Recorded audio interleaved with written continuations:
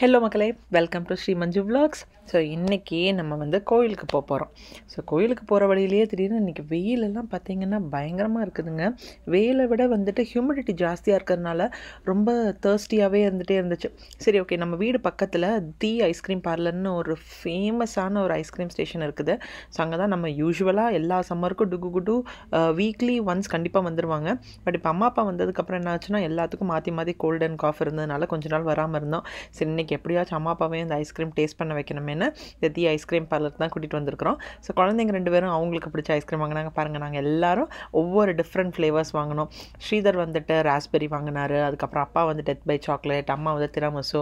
So நான் வந்துட்டு coconut almonds. நான் வந்துட்டு ஒரு பிக் ஃபேன் ஆஃப் கோகோனட். அதனால் வந்துட்டு எப்போதுமே நான் வாங்குகிற ஐஸ்கிரீமில் கண்டிப்பாக ஒரு கோகோனட் இருக்கும். ஸோ இதை சாப்பிட்டு முடிச்சதுக்கப்புறம் தான் நம்ம வந்து கோயிலுக்கு போகிறோம். பட் இன்றைக்கி நல்லா அந்த வெயிலுக்கு எல்லோரும் உட்காந்துட்டு சூப்பராக என்ஜாய் பண்ணி சாப்பிட்டோம்.